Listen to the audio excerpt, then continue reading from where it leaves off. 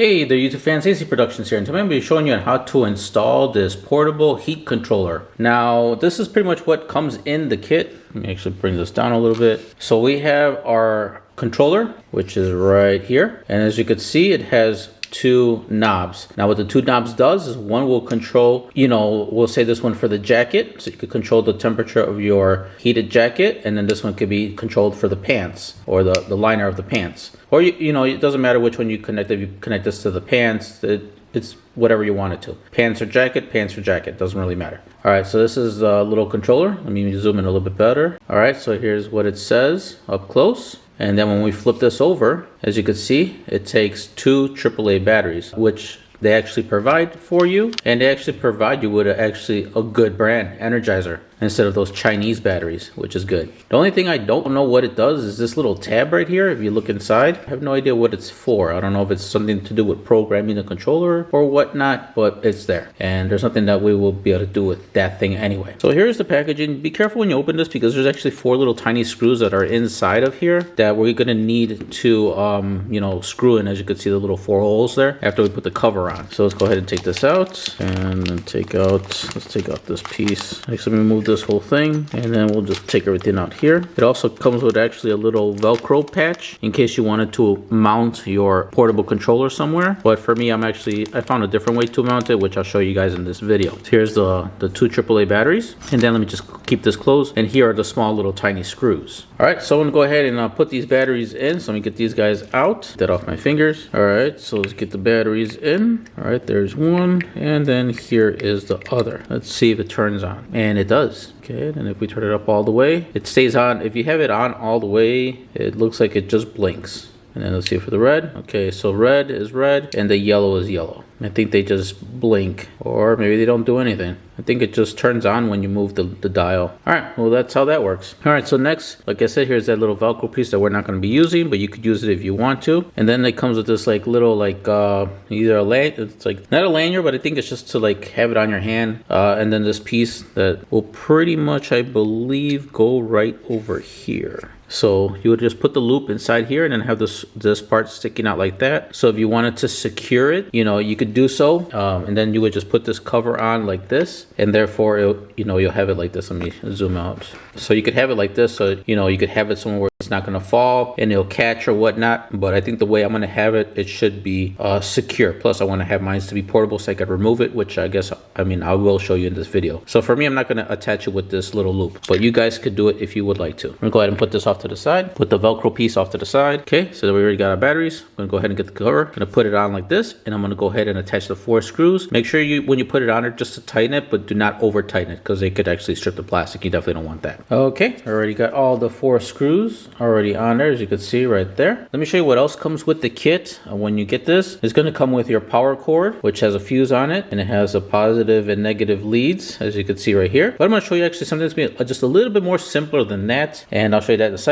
But if you don't select the way that I'll be doing it, you could also just plug it in straight to the battery. But I'm going to be showing you the reason why I'm not going to do that really. Next, then you got the wireless receiver, and you can see there's some LED indicators here. One is going to be yellow and the other is going to be red, indicating obviously the red and yellow connector. And then you have the power wire really, which is right here. This would normally connect to this piece right over here, which I guess you could probably unplug it here when you're not going to be using, because if you keep this always on the bat plugged in, it's always going to take battery power. You definitely don't want that. So I guess if you were to connect it this way, you could, when you're done using it, you could always just unplug it and disconnect from power. So that's going to be the way, if you wanted to choose to do it that way. The way that I'll be doing it, now let me show you the additional parts that I bought. If you wanted to go this route, you can, or you can not. It's up to you. So we can go ahead and put this off to the side. We'll keep this here. So the additional things that I bought for this, I bought the little pouch. As you can see, it has like a belt clip, so you could clip it onto your belt or wherever your pocket. So this goes in. So I'm gonna show you. Grab this. No surprise on how small this little pouch thingy is. And there, it's like this. The cool thing about this loop thingy or the belt,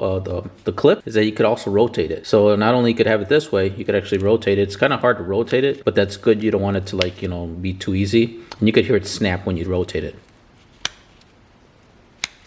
You rotate it like that. Heck, you could rotate it to 360. So that's pretty cool. And that's pretty much the pouch how it's going to be. All right, so besides the pouch, I also decided to get some extension cables. I believe these are probably 5 feet long extension cables. I bought 2, one for each port, obviously. And then other than that, which is the big one, is going to be this guy. Now, I have a battery tender on my bike, and you may also have a battery tender on your bike, so it'd be just good to, you know, just access the tender cable you already have. So it's pretty much this plug. It's like this, and when you hook it up to this, obviously it's just going to plug in like that. And there you go. Now you don't have to do anything to the battery because you already have your tender cable to begin with, so you'll just tap in for power from there. And then when you're done, you could just unplug it from here. So this is pretty much the way I'm going to go with it. Alrighty, so now that we got all this and I already showed you everything here, I'm put this off to the side. Now I'm going to show you the tools that you're going to need to do this installation. So first off, we're going to need a handle with a 4mm Allen key, and this is to remove some of the body panels. We're going to need some zip ties for the cable, a couple of zip ties for where I'm going to be mounting it. And again, this part is up to you if you guys want to mount it over where I'm going to mount it. We have a little bit of heat shrink tubing, and this is going to be for this part connector. So this part, I'm just going to put it over this way like this. Put the part with the for the tender cable. I'm gonna put it like this, and I kind of want a secure connection. So I mean, it's up to you if you want to do it. You could unplug it from here if you want, but I would probably just unplug it from here, honestly. So I'm gonna put it like that, and then I'm gonna put this part right there. I'm gonna shrink the tube so that way this part doesn't come apart easily, and it's nice and secure from there, and then just unplug from here. So that's that part. Next, we're gonna need is going to be some isopropyl alcohol, paper towels. We're gonna need some double-sided sticky tape, 3M, and then for me, I'm gonna be using some. Well, this is what I'll be using. It's gonna be a cotton ball with this 3M adhesive promoter. But for you guys, you're gonna be having the little spongy pads that have. It's like a little square packet, and the spongy pad inside with the promoter already inside. But for me, I use this because I do a lot of LED installations, so this is what I'll be using. So besides that, we're gonna need some snips to you know, cut the ends of the zip ties or the parts that we don't need anymore. And then finally, for me, so I can show you that the system is working, it's going to be a digital thermometer to make sure that everything's working. So I think that's pretty much it that we're gonna need to do the installation besides your key for your bike. All right, so now we're over at the bike. Let's go ahead and remove our rear seat. And again, guys, I'm doing this on my Gixxer, but this would really work on any bike. You know, it just depends on, you know, how your setup is. I have a different setup on the R3. As on the R3, the controller is actually wired. I wanted to show you this setup since it's a wireless setup for the most part with the controller. And the location where we're going to be installing this little box is going to be right over here on this piece. So I'm going to have it with the cables facing down. That will give me more cable, but if you want to do it with the cables facing up, it's up to you. But then you have to still face them down to, you know, have where we're going to put them. So we're going to go ahead and we're going to clean this with some alcohol and clean this area with some alcohol, and then we're going to put our promoter, a little bit of promoter here, a little bit of promoter there, and then I'm going to put the double-sided sticky tape on this part, and then we're going to go ahead and stick it, I would say probably around there, enough so I can still see the indicator. If I push it down here, I won't be able to see the indicator lights. Not that I'll be seeing them when I have the seat on, of course, but if I do need it to see them for some reason, I could pop out the seat and then still see the indicators to make sure that they're working. But that's the location we're going to do this. So let's go ahead and remove the seat, and then I'll show you what to do next. All right, I'm going to show you on this side on how to remove the seat. So to remove the Gixxer seat, what you need to do is you're going to get your 4mm Allen key and remove that screw on this side. And pretty much what I do on this side is going to do the exact same thing on the other side. So I'm just going to show you from one side. So after you remove that one screw with the Allen key, then there's going to be some tabs over here. You're just going to have to pop them out. Be careful when doing it. There's one down here and there's probably one up over here. Pop it out. You'll be able to remove this whole piece. Then there's going to be a bolt on this side and a bolt on that side. And let me tell you what that millimeter is. So that's going to be with a 5mm Allen key to remove the little bolt that's behind this area. Sorry I didn't mention about this 5mm before, because I totally forgot about those screws there. And just in case you don't know how to do it, let me show you. You got your clean paper towel. I already put the alcohol on there. Grab your controller, and we're just going to go ahead and wipe it. We just want to make sure that there's no contaminants on there and that the area is nice and clean. There was a little bit of contaminants on there, surprisingly. All right, so now that we got that part, now we're going to flip it over to a clean side, and let's go over to the bike here. And then I'm going to go ahead and clean the areas of where I'll be installing the sticky tape. So pretty much right there. So now that the whole area is clean, I'm going to let that dry. And then what I just did like with the alcohol, I'm gonna do the same with the 3M promoter. I already got my promoter on my cotton swab, and I'm gonna go ahead and put the promoter on the back of this. It feels like a nice rubbery texture. All right, so I'm just gonna go ahead and just wipe it, as you can see. And it doesn't have to be that much, just a nice little wipe. All right, so we already wiped it on the receiver. So let's go over to the bike, and I'm gonna wipe with the promoter on the areas that I'll be sticking the double-sided sticky tape. So I'm gonna be a little bit over here, and then a little bit over here on this part of this control box unit, whatever it is. Oops, it looks like I just wiped down all the letters off of the thing. All right, so that's pretty much it for that. I'm gonna go ahead and let that dry, and then I'm gonna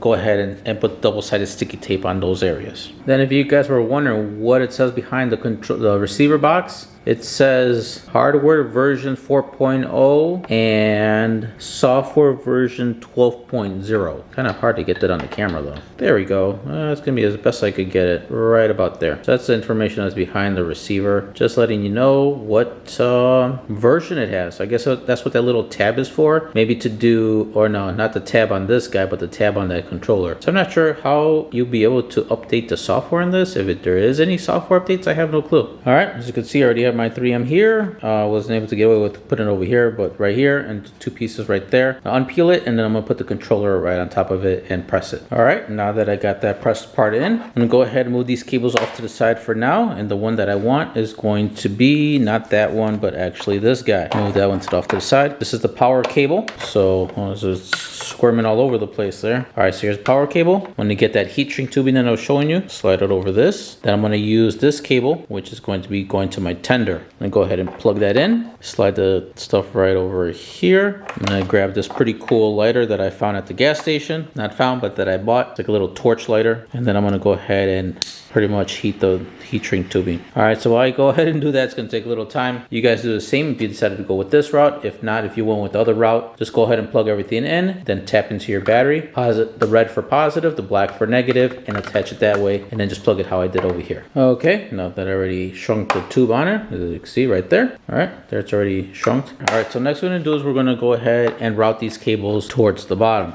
So I'm gonna go ahead, and this one's gonna be a little too short, so we won't be able to get that, but we're gonna go ahead and connect our extensions. So I'm gonna go ahead and get this one routed towards the bottom now. So just make sure you get it away from other cables, and that make sure that it's not gonna be pinching on anything else. Plastic here a little bit. So let me go ahead and do this because the camera is kind of in my way. As you can see that my arm is all over the front of the lens. But before I do that, we're gonna go ahead and grab our two extensions that we got right here. So let me go ahead and undo one to show you what I'm going to be doing, and you're going to be doing this for both. So you can see there's plenty of cable for me to work with. So what we're going to do is going to grab the male part, and we're going to connect it to the female part, and go ahead and put it in like this. Should be a nice, tight, secure connection. I'm not going to put any of the heat shrink tubing here because if I ever need to, you know, disconnect it for some reason, I can just do it real quick without having to get my razor blade and cutting it off. So that's the reason for that. But for this other one, I'm going to leave it with the heat shrink tubing. So the way I connected it like this is what you're going to do for this one and this other one. Once you do that, we're going to go ahead and route the cables all towards the bottom over here. So you guys do the same. Okay, at this point I already have all the cables kind of dangling down there, but you're going to see that I also have cables up here as well. Now since these cables were 5 feet long, I only decided to get 5 feet because I wasn't sure with the location of where I was going to install the control box or the receiver box, so that's why I bought those. But honestly guys, you could probably get away with like 2 or 3 feet. But anyhow, now that I got all this cable, I'm going to go ahead and use a zip tie to tidy everything up and then just kind of hide the cables inside of this compartment. But before we do that, we want to make sure that we have enough cable. I want to make sure we have enough cable on this end because this is the part we're going to actually plug it into our jacket or our pants. Now also, I decided to tie one and leave the other one. As for me, red is my favorite color, so I decided to tie like a little knot so I know that this is red because obviously these cables are black. Unless you have some kind of red heat shrink tube that you could shrink over here and you know this is red and the other one will be yellow, or if you have, you know, vice versa, you're really not going to tell. So you could either, you know, do a knot like I did for positive and leave the yellow like this, or you could do a knot for yellow. It's all up to you. For me, it's just preference, so that way I know what's what. All right, so I'm going to leave this like this for now. I'm not going to tidy up all these cables up here yet until I sit on the bike and know that this amount of cable is good enough. So if it's too long, just go ahead and pull it from the top and shorten the cable. If it's too short, pull it from down here and give yourself a little little bit more slack, so therefore you could, you know, easily connect to it. So besides that, so I'm gonna go ahead and put this off to the side for now. I'm gonna go ahead and plug in right down there. I'm gonna go ahead and plug it into my tender cable. Where my tender cable is, it's right over here. I have it hidden. So my tender cable is right there. Now for you guys, your tender cable might be somewhere else. So just depending on where your tender cable is, just locate it and then you could go ahead and plug it in.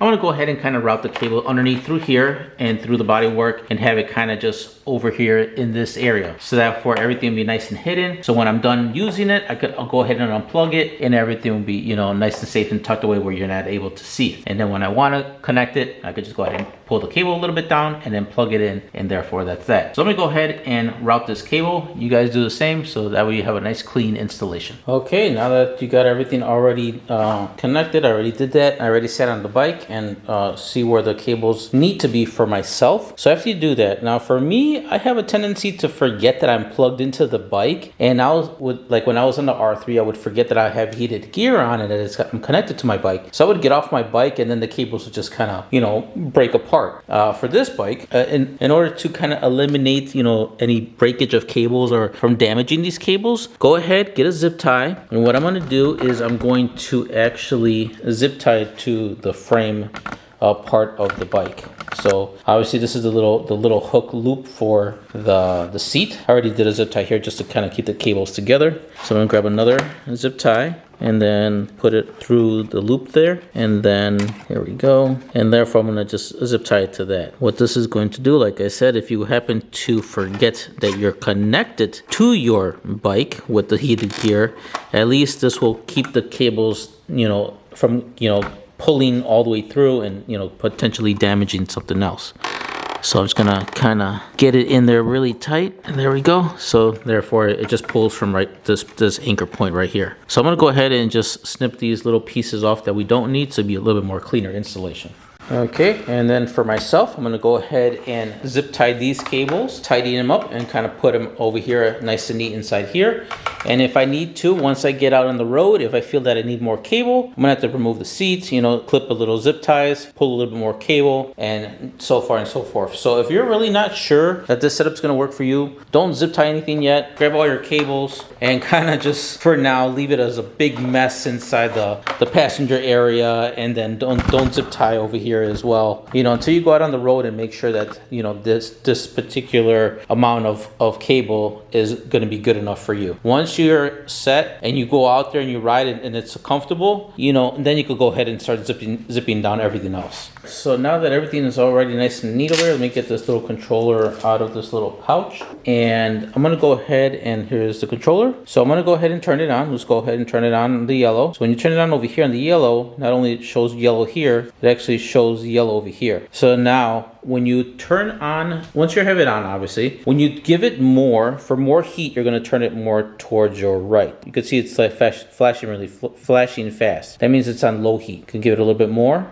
Now you see in the flash kind of slowing down a little bit more. Give it a little bit more. Now you can see the flash patterns is actually slowing down a lot more. Now if you were to max it out and turn it up all the way, it's just going to stay on, meaning it's already at maxed out output. Now it's going to be the same for the red. Let's go ahead and turn on the red. Sorry for the blurry vision there. Obviously it's going to be red here and then red over here. So right now it's low heat. And again, if we're going to max it out, you know, max it out all the way here, you're going to see it's just going to be constantly on the red. So you got your channel 1, channel 2, or vice versa, 1, 2. So that's just kind of indicating that you have it on max heat. So that's just a cool little indicator. So I'm gonna go ahead and turn these guys off. And every time you turn the knob here, obviously it's gonna show you indicating that you're moving the knob or whatever. Turn it off. Once you turn it off here, the little indicator light over here is also gonna turn off as well. Then same thing with the yellow, as you can see. Over there, it's also off as well. So even though the unit is completely off from both transponder and the receiver, I'm still going to unplug it from the tender department just to really make sure that no power is being taken from the battery. Okay, so now that I'm done with this area over here, I'm going to go ahead and put all my pieces back together. I'm going to go ahead and put my driver's seat back on, put the panels back on, and then go ahead and put my little passenger seat back on. So I'm going to go ahead and do all that, and then I'm going to show you the location of where I'm going to be installing this little controller. Okay, so now we're at the front of the bike, and this is going to be the location for me of where I'm going to install the little controller. So here's the controller, here's the pouch that I got for it. It's up to you if you want to install it here, but for me is where it's going to work out best for me, as I want it to be accessible when I'm riding. It's up to you if you want to clip it onto your belt buckle or your pants, the side of your pants, I would say, your belt or whatever, and have it on the side of you.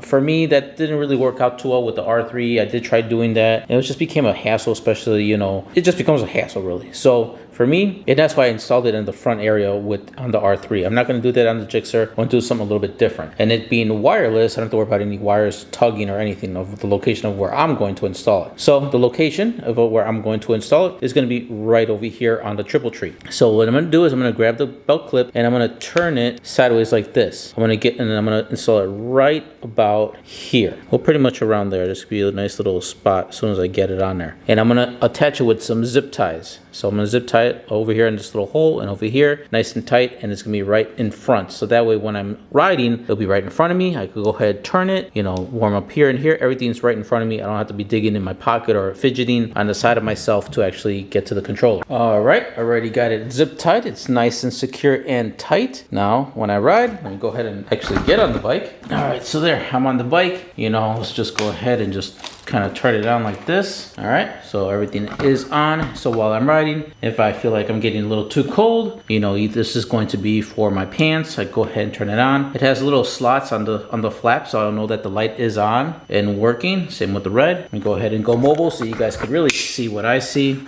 So I'm pretty much like right here. So as I turn it, you know, get more hot, you know, or more on the cooler side, or turn it off altogether. Same with the yellow, more high, or just turn it off altogether. Now, the reason I chose this area also is because not only it's right here, since it's on a little pouch, if I ever go somewhere, I could go ahead and easily remove it. So just go ahead and lift up this part right here like this, pull out the controller, take it with me, close this piece, and have this in my pocket when I go somewhere. Therefore, I don't have to worry about anybody taking it. If I go somewhere and I'm not too sure about the area, I could take this with me. So that's the good thing about having it wirelessly and, you know, have it somewhere. So, and then when I come back to the bike, you know, go ahead, open up the little pouch, put it inside, get this thing over that, make sure that the holes line up with the holes on the pouchy thingy, and then Velcro it down. All right, so that's pretty much it now. So let's go ahead, let me plug my jacket, because I only have my jacket right now. I do have my pants somewhere, but I just really want to make sure that it's working really. All right, so I'm gonna go ahead and get my jacket on. I'm gonna plug up, and then I'm gonna go ahead and test it out and see if it does the job. So let me go ahead and zip up. So this is just like almost like a nice little windbreaker style jacket. And if you're not familiar with heated gear, it is amazing, let me tell you. Especially when you want to go out for rides in very cold, not cold, well, I would say very cold. If it's like really cold where you're at, you know, heated gear is like the best. But maybe if you get cold, a little cold, just like me, I get cold very easily. So this also works out really good as well. So I'm gonna show you just a little bit about the jacket. I did mention it before in a previous video with the R3, which is over there. But if you notice that there's a little zippered parts right here. So if you were to undo the zipper parts, you're gonna notice that there is like a little cable here. Now this little cable actually goes to a glove. So if you have either the heated liner gloves, which I really don't recommend getting those, because when you put the heated liner gloves and then you put your normal gloves, the gloves are so tight and it just sucks. So if you are gonna go with a heated glove, go with the whole entire glove. They might be a little bit bulky, honestly, guys, but you know, it is what it is on the heated glove part. But I would say get the whole glove. When you get the whole glove, it's gonna have another connector that actually connects to this piece, and therefore it plugs in and you're good to go. Now, to regulate the temperature of the glove, there really is none. So whatever temperature you set with your jacket, it's gonna go to the glove, because it's obviously all connected in one. So that's what the little pocket is over here for. And you have one on each side, as you can see. So let me go ahead and put this back in here, as I really don't wear the heat gloves because I haven't really gotten cold that much on my hands department. All right, so that's that. Other than that, you do have pockets over here on each side to put stuff. All right, but if you were to put stuff in your pocket, you can, and they're zippered so things don't fall out. You can put your keys or whatever and then just zip it up, and it's, you know, it's nice and secure. All right, other than that, besides that, you know, heavy pockets, this is where your cable is for your jacket. So obviously you could see that it is red, you know, over here. So this is the part that will connect to your bike.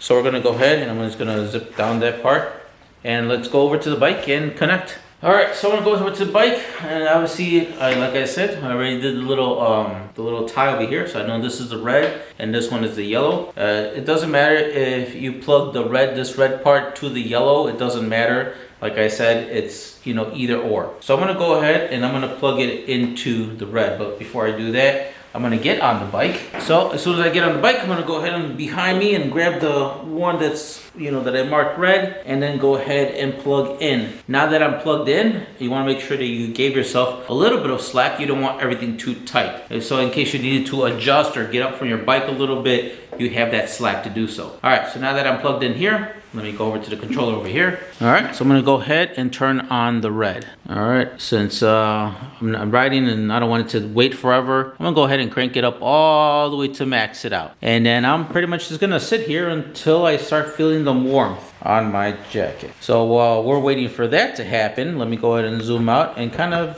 tell you where all the heated elements, I would say, are. All right, we'll get the camera back a little bit. All right, so the heated elements are like around here on the chest area. There's heated elements here, and then there's also heated elements all around the arms on both sides, and then there's a heated element all towards the back. I would say mid-back. I think just about the mid-back area. I could feel all the wires. It's like a very thin cable. And here on the arms, very thin cable, and it goes all the way up to, I would say probably around here. And actually, I could actually already feel it. I could feel it being warm already in the arms. Let me actually get my digital thermometer. Let me see if it actually can read the heat signature coming in through the arms that I feel. But I already started to feel the heat. All right, so the air temperature of the garage is, all right, so hopefully, let me zoom in.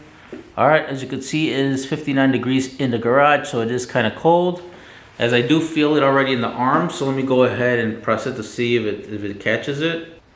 All right, so you can see already on my jacket, it's showing 72. Yep, 72.5 degrees. Controller, if you guys enjoyed, please smash that like button. If you have any questions, leave them in the comments below. You're also gonna notice on the bottom of this video, like down here, you're gonna see a new icon that's gonna be a heart with a $sign on it. If you guys go ahead and click on that little icon, any support you guys give to the channel will be greatly appreciated. Also, if you guys dislike the video, please smash the dislike button. Let me know in the comments below what you disliked about the video, because this will help me greatly improve for a future one. Also, if you know anyone else that's looking to do something like this, please share it, because maybe not a lot of people know about this kind of, you know, installation, and they're out there riding and being cold. You know, you don't have to ride being cold. And also another big thing is that you don't have to put like 100 layers to go out and ride. You could just be wearing this jacket, and that's all I got to say about it. You guys take care and enjoy, and I'll catch you on the next installation.